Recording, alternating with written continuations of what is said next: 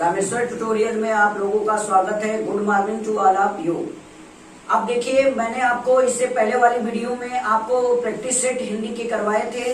देखिए, उस समय तकनीकी खामियों के कारण वो वाला वीडियो पूरा नहीं हो पाया था, तो जो बचा प्रैक्टिस सेट है वो इस वीडियो में शामिल किया जाएगा। तो पहले मैं आपको अर्थालंकार के भेद जो होते हैं उसके बारे में कुछ समझा दूं, और इसके बाद जो वीडियो का शेष हिस्सा होगा उसमें प्रैक्टिस सेट के कुछ अंश जो बचे हुए थे उसको मैं करवा दूंगा।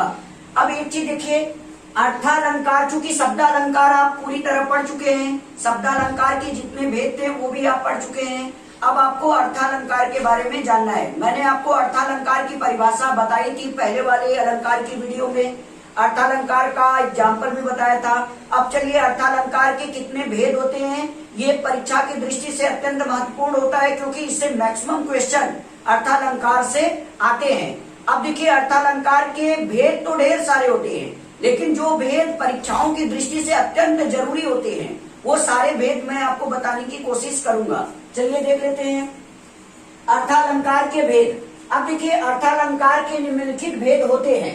देखिए, पहला होता है उपमा अलंकार, दूसरा होता है रूपक अलंकार, तीसरा होता है उत्प्रेक्षा अलंकार, चौथा होता है मानवीकरण अलंकार या मानवीयकरण अलंकार, पांचवा होता है संदेह अलंकार, छठा होता है भ्रांतिमान अलंकार, सातवां होता है विभावना अलंकार, आठवां होता है विरोधाभास अलंकार, नौवां होता है व्यतिरेक अलंकार, दसवां होता है दृष्टांत अलंकार, इसके बाद देखिए यहाँ पे 11वां होता है आपका प्रतीप अलंकार, और 12वां होता है आपका जो है अन्योक्ति अलंकार। अब कुल मिला जुला के आप ये कह सकते हैं कि अलंकार के जो परीक्षा की दृष्टि से अत्यंत महत्वपूर्ण होते हैं, ये 12 अलंकार आपके होते हैं, यानी अर्थालंकार के मुख्यतः 12 भेद होते हैं। अब एक चीज देखिए, ये जो टॉपिक है ये बड़ा तो है, लेकिन एक चीज आपको मैं बता दूं कि ये जो अर्थालंकार के ये सारे भेद है ये परीक्षाओं की दृष्टि से कितना महत्वपूर्ण है ये देखिए। इसमें देखिए, परीक्षाओं में जो सबसे ज्यादा अगर पूछता है तो वो है आपका उपमा अलंकार, दूसरा है आपका रूपक अलंकार, तीसरा है उत्प्रेक्षा अलंकार, और इसके बाद देखिए चौथा है मानवीकरण अलंकार। इसके बाद देखिए आपका जो एग्जाम में क्वेश्चन आता है वो भ्रांतिमान अलंकार, और इसके बाद संदेह अलंकार से आता है क्वेश्चन। अब देखिए, कभी कभार जो क्वेश्चन होता है वो कभी कभी जो है आपका दृष्टांत अलंकार से भी आ जाता है, और कभी कभी विभावना अलंकार से भी आ जाता है। सब मिला जुला करके अर्थालंकार के ये जो 12 भेद होते हैं, उन 12 भेद में आपके ये जो मैंने आपको अंडरलाइन किए हैं ये सब, इनमें से देखिए ये आपके 7 जो होते हैं ये प्रमुख रूप से परीक्षाओं में मैक्सिमम बार पूछे जाते हैं। तो सबसे पहले आप इसका स्क्रीनशॉट ले लीजिए।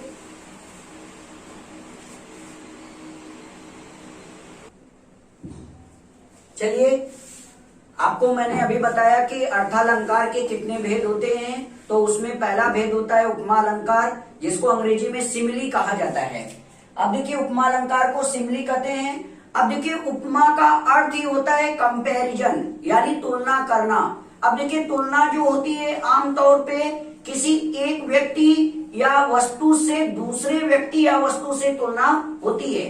एक चीज आपको बता दें कि जो तुलना होती है वो हमेशा छोटे से बड़े की तरफ होती है, यानी कि छोटे व्यक्ति या छोटे वस्तु की तुलना किसी अन्य बड़े व्यक्ति या बड़े वस्तु से होती है। आपको एक चीज बता दें, जैसे मान लीजिए उपमा अलंकार की आपको परिभाषा देनी है, तो एक चीज आप कल्पना करिए, मान लीजिए कि आप जो है क्रिकेट बहुत अच्छा खेलते हैं या फुटबॉल बहुत अच्छा खेलते हैं। तो अगर आप क्रिकेट बहुत अच्छा खेलते हैं तो आप क्रिकेट में मान लीजिए आप बैटिंग बहुत अच्छा करते हैं, बल्लेबाजी अच्छा करते हैं, तो आपको देख करके, आपके बल्लेबाजी को देख करके आपके सामने वाला जो लड़का होगा वो आपको कहेगा, अरे यार तुम तो बहुत अच्छे सचिन तेंदुलकर के जैसे क्रिकेट खेलते हो। अगर आप बॉलिंग बहुत अच्छा करते हैं तो सामने वाला लड़का आपको देख के कहेगा कि आप जो है जहीर खान के जैसे बॉलिंग करते हो। तो इसका मतलब क्या है कि जहीर खान बॉलिंग अच्छा करते हैं। अगर कोई लड़का है, अगर वो बॉलिंग अच्छा फेंकता है, इन स्विंग आउट स्विंग ज्यादा अच्छा करता है, तो उसके बॉलिंग की तुलना जहीर खान जैसे बॉलर से होगी। तो तुलना हमेशा छोटे से बड़े की तरफ की जाती है, इसका आप ध्यान रखिएगा। अगर मान लीजिए आप बल्लेबाजी बहुत अच्छा करते हैं तो कोई आपको कहेगा कि आपकी बैटिंग, आपकी बल्लेबाजी सचिन तेंदुलकर के जैसी है, तो कहने का मतलब है कि आप क्या है, आप अच्छा खेलते हैं, तो आपकी तुलना जो होगी जो बल्लेबाजी में सबसे ऊपर हैं यानी सचिन तेंदुलकर से होगी। तो कहने का मतलब ये है कि जब भी तुलना होती है तो हमेशा छोटे से बड़े की तरफ की जाती है। एक बात का हमेशा आप ये ध्यान रखिएगा। अब देखिए उपमा अलंकार की परिभाषा क्या होती है, यहाँ पे लिखा गया है, जब किसी व्यक्ति अथवा वस्तु की तुलना किसी भी आधार पर किसी अन्य व्यक्ति अथवा वस्तु से हो तो वहां पर उपमा अलंकार होता है। अब एक चीज देखिए, यहाँ पे एक शब्द आया है आधार। अब देखिए किस आधार पर व्यक्ति या वस्तु की तुलना किसी अन्य व्यक्ति या वस्तु से होगी, तो देख लेते हैं कि वो आधार क्या होता है। तो देखिए कौन कौन से आधार होते हैं, बेसिस होते हैं जिनके आधार पे तुलना होती है। तो अच्छाई के आधार पे तुलना हो सकती है, बुराई के आधार पे तुलना हो सकती है, गुण के आधार पे तुलना हो सकती है, अवगुण के आधार पे हो सकती है, सुंदरता के आधार पे हो सकती है, या किसी अन्य गुण के आधार पर तुलना हो सकती है। अब एक चीज याद रखिए, उपमा का एक ही मतलब होता है कंपैरिजन यानी तुलना होता है। अब देखिए उपमा अलंकार का जो सबसे सटीक परिभाषा है, डेफिनेशन है, वो नीचे वाली लाइन में लिखा गया है, देख लेते हैं। देखिए जब किसी व्यक्ति अथवा वस्तु की तुलना उपमेय, उपमान, वाचक शब्द, साधारण गुणधर्म या सामान्य गुणधर्म के आधार पर किसी अन्य व्यक्ति या वस्तु से हो तो वहां पर उपमा अलंकार होता है। एक चीज आप देख लीजिए कि जो नीचे वाली लाइन की परिभाषा है उसमें आपको ये चार चीज बहुत ही इंपॉर्टेंट दिए गए हैं। पहला है आपका उपमेय, दूसरा है आपका उपमान, और तीसरा है आपका वाचक शब्द, और चौथा आपका है सामान्य गुणधर्म या साधारण गुणधर्म। आपको उपमा अलंकार में यही चार चीज के बारे में पढ़ना है और इसी आधार पे ये चेक किया जाता है कि उपमा अलंकार किसी वाक्य में होता है या नहीं होता है। तो पहला आपका उपमेय है, दूसरा उपमान है, तीसरा वाचक शब्द है और चौथा सामान्य गुणधर्म या साधारण गुणधर्म है। तो पहले आप इसका स्क्रीनशॉट ले लीजिए, फिर इसके बाद उपमा अलंकार में उपमेय, उपमान, वाचक शब्द, साधारण गुणधर्म क्या होता है इसके बारे में पढ़ेंगे। इसका स्क्रीनशॉट ले लीजिए आप।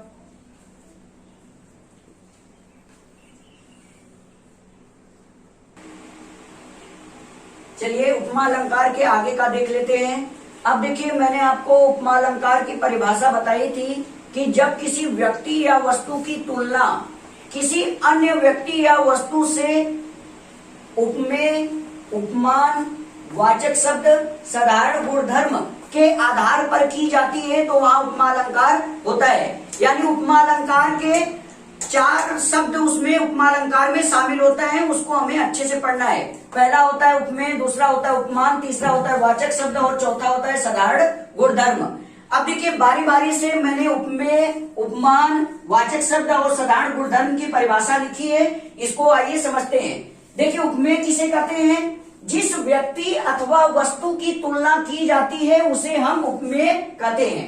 अगर सामान्य भाषा में कहा जाए तो डायरेक्ट हम कह देंगे जिसकी तुलना होती है उसे हम उपमेय कहते हैं। यानी कि वाक्य में जिस शब्द की तुलना की जाती है उसे उपमेय कहते हैं। अब चलिए उपमान को देख लेते हैं। उपमान की क्या परिभाषा है, जिस व्यक्ति अथवा वस्तु से तुलना होती है उसे उपमान कहते हैं। अब देखिए इसकी सामान्य परिभाषा क्या है, जिससे तुलना की जाती है उसे उपमान कहते हैं। अब देखिए उपमान की परिभाषा क्या होती है कि जिस व्यक्ति या जिस वस्तु से तुलना होती है उसे उपमान कहते हैं। अब देखिए तीसरा क्या है, वाचक शब्द। अब देखिए वाचक शब्द क्या होता है, जिन शब्दों के द्वारा तुलना की जाती है उसे हम वाचक शब्द कहते हैं। यानी उपमेय और उपमान के बीच संबंध बताने वाले शब्द को भी हम वाचक शब्द कहते हैं, या जिन शब्दों के द्वारा तुलना की जाती है उसे हम जो है आपका वाचक शब्द कहते हैं। तो वाचक शब्द देखिए अभी वाक्य के माध्यम से, एक उदाहरण के माध्यम से उपमेय क्या होता है, उपमान क्या होता है, वाचक शब्द क्या होता है, साधारण गुणधर्म क्या होता है उसको समझेंगे। अब देखिए चौथा है आपका साधारण गुणधर्म। अब देखिए उपमेय शब्द में कैसा, कैसी, कितना, कितनी लगाने पर जो उत्तर प्राप्त होता है उसे साधारण गुणधर्म या सामान्य गुणधर्म कहते हैं। कहने का मतलब है कि वाक्य में जो उपमेय शब्द होता है यानी जिसकी तुलना की जाती है उस शब्द में कैसा, कैसी, कितना, कितनी लगाने पर जो उत्तर प्राप्त होता है उसे साधारण गुणधर्म कहा जाता है। अब चलिए इसका आप स्क्रीनशॉट ले लीजिए।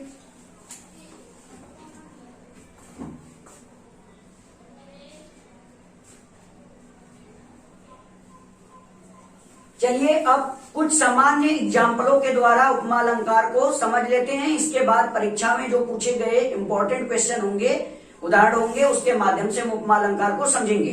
तो चलिए देखते हैं। सीता जी का मुख चंद्रमा के जैसा सुंदर है। अब देखिए ये एक एग्जाम्पल है। इस एग्जाम्पल में कहा गया है कि सीता जी का मुख चंद्रमा के जैसा सुंदर है। अब देखिए इसके कहने का मतलब क्या है। अब एक चीज देखिए, अभी मैंने आपको उपमा अलंकार की परिभाषा में एक चीज बताई थी, उसको आप ध्यान से देखिए। अब एक चीज देखिए क्या होता है, तुलना यानी कंपैरिजन जो होता है वो हमेशा छोटे से बड़े की तरफ किया जाता है। यानी किसी भी क्षेत्र में, कोई भी क्षेत्र हो, हमेशा जो तुलना होती है वो छोटे से बड़े की तरफ की जाती है। यानी उस क्षेत्र में जो छोटा होता है उसकी तुलना उस क्षेत्र में बड़े से की जाती है। इसका आप ध्यान रखिएगा। अब इस वाक्य में देखिए, सीता जी का मुख, मुख माने चेहरा, चंद्रमा के जैसा सुंदर है। अब एक चीज देखिए, इस वाक्य को ध्यान से पढ़िए और इस वाक्य में ये देखिए कि यहाँ पे सीता जी का जो चेहरा है यानी जो मुख है उसकी तुलना किससे की जा रही है, चंद्रमा से की जा रही है। अब एक चीज देखिए, तुलना जो होता है वो किसी आधार पर किया जाता है। तुलना ऐसे ही नहीं होता है, तुलना किसी न किसी बेस पर, किसी न किसी आधार पर किया जाता है। अब देखिए सीता जी के जो चेहरे की तुलना है वो किस आधार पर हो रही है, सुंदरता के आधार पर की जा रही है। तो हमेशा याद रखिएगा कि तुलना के लिए कोई ना कोई बेस, आधार होना चाहिए। अब एक चीज देखिए, इस वाक्य में यहाँ पर सीता जी का जो चेहरा है, मुख है, उसकी तुलना किससे हो रही है, चंद्रमा से हो रही है। अभी मैंने आपको बताया कि उपमा अलंकार में 4 शब्द प्रमुख होते हैं। एक होता है उपमेय, एक होता है उपमान, एक होता है वाचक शब्द, एक होता है साधारण गुणधर्म। अब एक चीज देखिए, इस वाक्य में मैंने अभी आपको बताया है कि जिसकी तुलना की जाती है उसे उपमेय कहते हैं। तो आप बताइए इस वाक्य में जो है किसकी तुलना हो रही है, सीता जी के चेहरे की तुलना हो रही है। तो जो सीता जी का मुख है ये आपका क्या कहलाएगा, उपमेय कहलाएगा। यानी वाक्य में जिस शब्द की तुलना की जाती है उसे हम उपमेय कहते हैं। तो एक सीता जी का जो मुख है, चेहरा, वो क्या है, उपमेय है। आप बताइए सीता जी के मुख की तुलना किससे की जा रही है, चंद्रमा से की जा रही है। तो चंद्रमा आपका क्या होगा, उपमान होगा। याद रखिएगा कि जिसकी तुलना की जाती है उसे उपमेय कहते हैं और जिससे की जाती है उसे उपमान कहते हैं।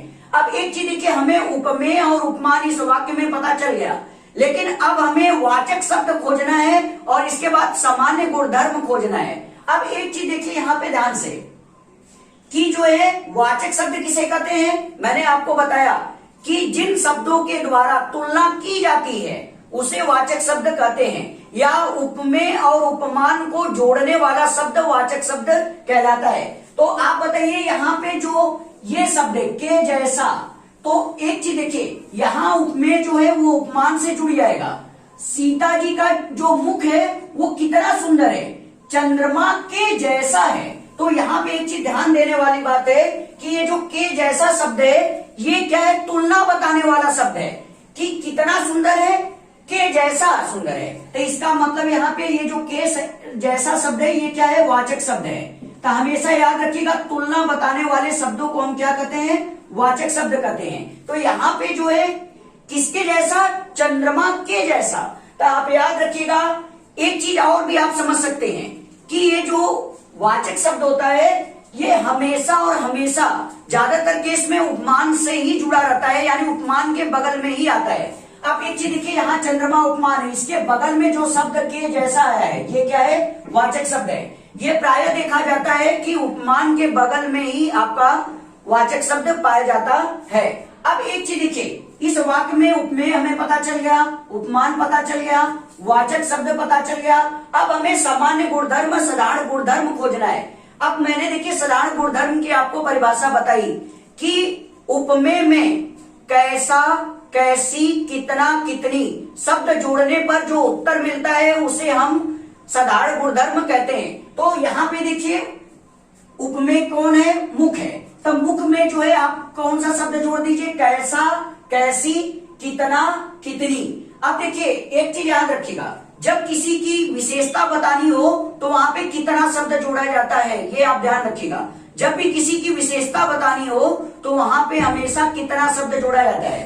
तो अब एक चीज देखिए यहाँ पे, और एक चीज आपको यहाँ पे ये भी ध्यान देना होगा कि विशेषता बताने के लिए कैसा शब्द भी जोड़ा जाता है।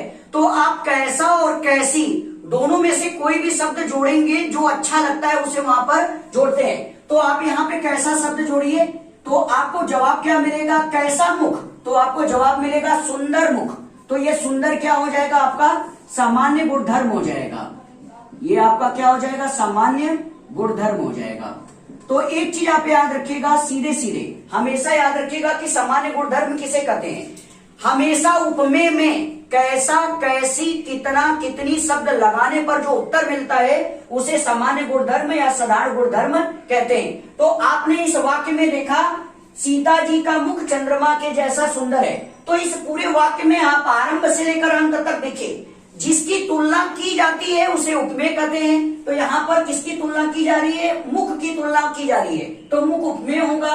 और जिससे तुलना की जाती है उसे उपमान कहते हैं। तो मुख की तुलना किससे की जा रही है? चंद्रमा से की जा रही है, तो चंद्रमा उपमान है। और हमेशा उपमेय और उपमान उपमेय और उपमान की तुलना करने वाले शब्द को वाचक शब्द कहते हैं। तो अब एक चीज देखिए, यहाँ पर के जैसा जो है ये क्या है? वाचक शब्द है। और इसके बाद देखिए अंत में सामान्य गुणधर्म क्या होता है? तो हमेशा याद रखिएगा, उपमेय में कैसा, कैसी, कितना, कितनी शब्द लगाने पर जो उत्तर मिलता है उसे हम सामान्य गुणधर्म कहते हैं। तो कैसा मुख, तो आप कहेंगे सुंदर मुख यानी सुंदर चेहरा, तो ये सुंदर शब्द क्या होगा? सामान्य गुणधर्म होगा। अब एक चीज याद रखिएगा, उपमा अलंकार में उपमेय, उपमान, वाचक शब्द, सामान्य गुणधर्म ये प्रायः आते रहते हैं। अब देखिए दूसरा वाक्य जो है, प्रतिमा लता मंगेशकर के जैसी गाती है। प्रतिमा नाम की कोई लड़की है, वो गाने में किसके जैसी है? लता मंगेशकर के जैसी है। तो मैंने अभी आपको बताया है कि तुलना जो होती है वो हमेशा छोटे से बड़े की तरफ की जाती है, और तुलना किसी न किसी आधार पे होती है।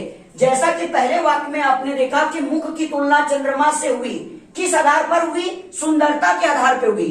तो दूसरे वाक्य में आप देखिए कि यहाँ पे जो तुलना हो रही है वो किस आधार पे हो रही है? गाने के आधार पर हो रही है। तो उपमा अलंकार में हमेशा कोई ना कोई विशेषता अवश्य होती है। एक चीज हमेशा याद रखिए। अब देखिए आपने पढ़ा है कि जिसकी तुलना की जाती है उसे उपमेय कहते हैं। तो आप बताइए, यहाँ पे प्रतिमा एक लड़की है, ये बहुत अच्छा गाना गाती है, तो इसकी तुलना किससे की जा रही है? लता मंगेशकर से की जा रही है। तो जिसकी तुलना की जाती है उसे हम क्या कहते हैं? उपमेय कहते हैं। तो यहाँ प्रतिमा क्या है? आपका उपमेय है।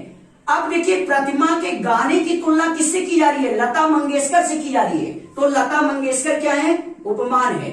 याद रखिएगा, जिसकी तुलना की जाती है उसे उपमेय कहते हैं, और जिससे की जाती है उसे उपमान कहते हैं। अब देखिए उपमेय और उपमान में तुलना बताने वाले शब्द को वाचक शब्द कहते हैं। हमेशा याद रखिएगा, अक्सर कर ये देखा जाता है कि उपमान के बगल में जो शब्द स्थित होता है वो प्रायः जो है आपका वाचक शब्द होता है।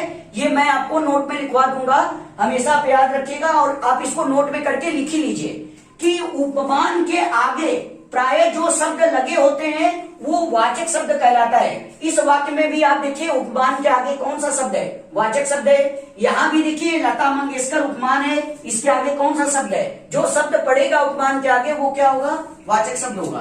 तो ये के जैसी ये क्या हो जाएगा? आपका वाचक शब्द हो जाएगा। अब इसके बाद एक चीज ध्यान से देखिए, अब यहाँ पे ध्यान दीजिए, यहाँ पे एक चीज आप गौर से देखिए, यहाँ उपमेय आया है, उपमान आया है, वाचक शब्द आया है, लेकिन सामान्य गुणधर्म यहाँ पर नहीं आया है। अब एक चीज ध्यान से देखिए, अगला एग्जाम्पल है, मदन जहीर खान के जैसा गेंदबाजी करता है। अब एक चीज देखिए, यहाँ पे तुलना का आधार क्या है? गेंदबाजी है। अब देखिए कोई लड़का का नाम मदन है और वो जो बॉलिंग करता है, गेंदबाजी करता है, वो किसके जैसा करता है? जहीर खान के जैसा करता है। देखिए यहाँ पे लास्ट वाला जो वाक्य है, मदन जहीर खान के जैसा गेंदबाजी करता है, तो यहाँ पे मदन नाम का एक लड़का है जो गेंदबाजी के आधार पर, बॉलिंग के आधार पे उसकी तुलना किससे की जा रही है? जहीर खान से की जा रही है। तो तुलना हमेशा छोटे से बड़े की तरफ की जाती है। अब एक चीज देखिए, यहाँ पे तुलना का आधार क्या है? तो गेंदबाजी है। याद रखिएगा, तुलना का कोई न कोई आधार अवश्य होता है। तो यहाँ पे तुलना का आधार क्या है? गेंदबाजी है। अब एक चीज देखिए, मदन एक लड़का है, इसकी क्या हो रही है? तुलना हो रही है। तो हमें पता है कि वाक्य में जिस शब्द की तुलना की जाती है उसे हम क्या कहते हैं? उपमेय कहते हैं। तो यहाँ मदन की तुलना की जा रही है। अब देखिए, मदन की तुलना किससे की जा रही है? जहीर खान से की जा रही है। तो जहीर खान क्या है? उपमान है। याद रखिएगा कि जिसकी तुलना की जाती है उसे उपमेय कहते हैं, और जिससे की जाती है उसे उपमान कहते हैं। अब एक चीज देखिए, उपमान के बगल में जो शब्द पड़ता है उसे हम क्या कहते हैं? वाचक शब्द। यहाँ भी देखिए, उपमान के आगे कौन सा शब्द है? वाचक शब्द है। यहाँ भी देखिए, उपमान के आगे कौन सा शब्द है? वाचक शब्द है। हमेशा याद रखिएगा कि उपमान के बगल में या उपमान के बाद में जो शब्द स्थित होता है उसे हमेशा वाचक शब्द ही कहते हैं। तो यहाँ भी देखिए, जहीर खान उपमान है, तो इसके आगे कौन सा शब्द है? के जैसा। ये क्या हो जाएगा? वाचक शब्द हो जाएगा। अब एक चीज ध्यान से देखिए, अब यहाँ पे देखिए, उपमेय मिल गया, उपमान मिल गया, वाचक शब्द मिल गया। लेकिन एक चीज यहाँ पे ध्यान से देखिए, यहाँ पे देखिए, मदन शब्द जो उपमेय शब्द है, इसमें आप कैसा, कैसी, कितना, कितनी शब्द जोड़िए, कोई उत्तर नहीं मिलेगा। देखिए, कैसा मदन, जवाब नहीं मिला। कैसी मदन, जवाब नहीं मिला। कितना मदन, जवाब नहीं मिला। कितनी मदन, जवाब नहीं मिला। तो याद रखिएगा कि वाक्य में कभी कभार ये होता है कि ये जो सामान्य गुणधर्म होता है ये गायब हो जाता है। इसका आपको ध्यान रखना है। ये सारे वाक्य में आपको नहीं मिलता है, किसी किसी वाक्य में मिलता है, किसी किसी में नहीं मिलता है। जैसे देखिए, इस वाक्य में सामान्य गुणधर्म था। क्यों? क्योंकि आपने यहाँ पे देखिए, ये मुख्य क्या है? उपमेय है। अब उपमेय शब्द में कैसा, कैसी जोड़ने पर जो उत्तर मिलता है वो क्या कहलाता है? सामान्य गुणधर्म कहलाता है। ठीक इसी प्रकार आप दूसरे तीसरे में देखिए, यहाँ पे आप करके देखिए, कैसी प्रतिमा, कैसा प्रतिमा, तो आपको जवाब नहीं मिला। यहाँ भी देखिए, कैसा मदन, कैसी मदन, कितना मदन, कितनी मदन, आपको जवाब नहीं मिला। तो याद रखिएगा, कुछ वाक्यों में सामान्य गुणधर्म होता है और किसी किसी में नहीं होता है। ये आपको ध्यान में रखना है। आप एक चीज क्या करिए, इसका स्क्रीनशॉट ले लीजिए।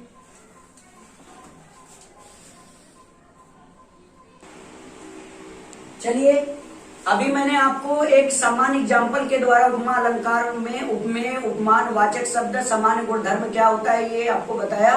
अब देखिए, एक चीज मैंने अभी आपको इससे पहले वाले एग्जाम्पल में बताया था कि वाचक शब्द क्या होता है। तो हमेशा एक चीज आप याद रखिएगा, मैंने यहाँ पर नोट में लिखवा दिया है कि उपमान के आगे यानी उपमान के ठीक आगे या बाद में जो शब्द स्थित होता है उसे वाचक शब्द कहते हैं। हमेशा याद रखिएगा कि वाक्य में जहां पर उपमान स्थित होगा उसके ठीक आगे यानी बाद में जो आपका शब्द स्थित होगा उसी शब्द को हम क्या कहते हैं? वाचक शब्द कहते हैं। इसका आप ध्यान रखिएगा। अब एक चीज आपको हमेशा यहाँ पे ध्यान रखना है कि वाचक शब्द क्या होता है। अभी आपने इसकी परिभाषा पहले पढ़ा। हाँ, एक चीज आपको बता दें कि वाक्य में अगर ये जितने भी मैंने आपको यहाँ पर वाचक शब्द लिखे हैं, अगर वाक्य में इसमें से कोई एक भी आपको एग्जाम्पल में दिखाई देगा, वाक्य में दिखाई देगा, तो वहां पर हमेशा और हमेशा उपमा अलंकार होगा। अब देखिए, वाक्य में वह वाचक शब्द क्या क्या होता है, इसको यहाँ पर मैंने लिखा है, इसको देख लेते हैं।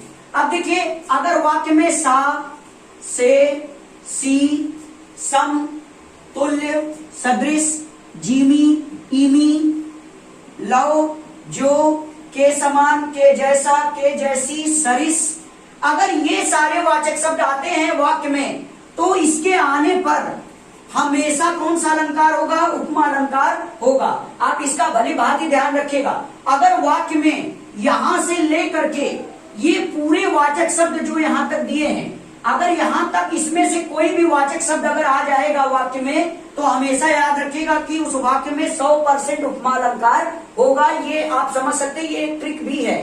अब आप क्या करिए, इसका स्क्रीनशॉट ले लीजिए। इसके बाद हम लोग इसके एग्जाम्पल को देखते हैं जो परीक्षाओं में पूछा गया है।